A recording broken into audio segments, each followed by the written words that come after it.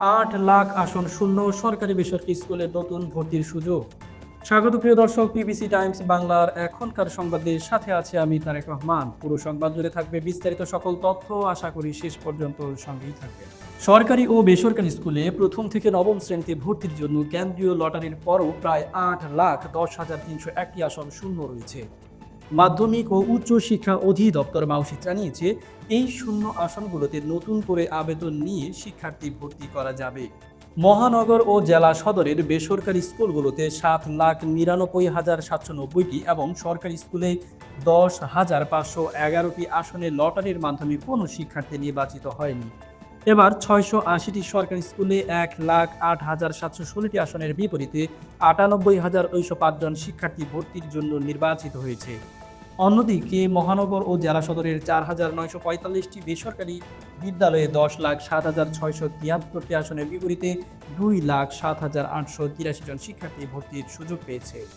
সরকারি স্কুলে ভর্তির প্রথম অপেক্ষমান তালিকায় ৭৯,৫০২ জন এবং বেসরকারি স্কুলে ১,০১,১৫৬ জন রয়েছেন।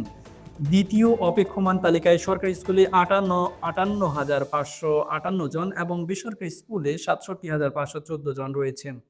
মাউশি সরকারি ও বেসরকারি স্কুলগুলোকে আগামী ৩০ ডিসেম্বরের মধ্যে নির্বাচিত ও অপেক্ষমান তালিকায় থাকা শিক্ষার্থীদের ভর্তি শেষ করতে বলেছে। বুধবার থেকে ভর্তি প্রক্রিয়া শুরু হয়েছে। প্রথম ৬ দিন লটারিতে নির্বাচিত শিক্ষার্থীদের, পরের ৩ দিন প্রথম অপেক্ষমান তালিকায় থাকা শিক্ষার্থীদের এবং এর পরের ২ দিন দ্বিতীয় অপেক্ষমান তালিকায় থাকা শিক্ষার্থীদের ভর্তি করতে হবে। শুক্র ও শনিবার ভর্তি প্রক্রিয়া চালাতে পারবে স্কুলগুলো। মাউশির উপপরিচালক ও ঢাকা মহানগর ভর্তি কমিটির সদস্য সচিব মোহাম্মদ আজিজ উদ্দিন জানিয়েছেন, নির্বাচিত ও অপেক্ষমান তালিকা থেকে শিক্ষার্থী ভর্তির পরও কোনো স্কুলে আসন শূন্য থাকলে নতুন করে আবেদন নিয়ে ভর্তি করা যাবে। এক্ষেত্রে আবেদন ফি ১১০ টাকার বেশি নেওয়া যাবে না এবং প্রতি শ্রেণী শাখায় ৫৫ জনের বেশি শিক্ষার্থী ভর্তি করা যাবে না।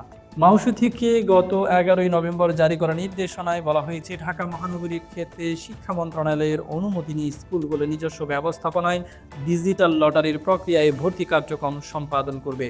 লটারির দিন শিক্ষা মন্ত্রণালয় ও মাউশির প্রতিনিধির উপস্থিতি নিশ্চিত করতে হবে। ঢাকার বাইরের জেলা ও উপজেলা পর্যায়ে সংশ্লিষ্ট ভর্তি কমিটির সভাপতির মনোনীত প্রতিনিধির উপস্থিতিতে ডিজিটাল বা ম্যানুয়াল লটারির মাধ্যমে ভর্তির জন্য শিক্ষার্থী নির্বাচন করতে হবে।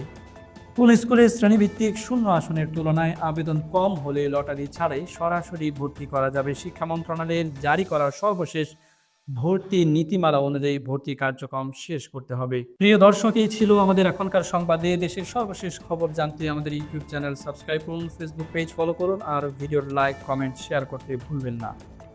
ধন্যবাদ। আসসালামু আলাইকুম ওয়া রাহমাতুল্লাহ।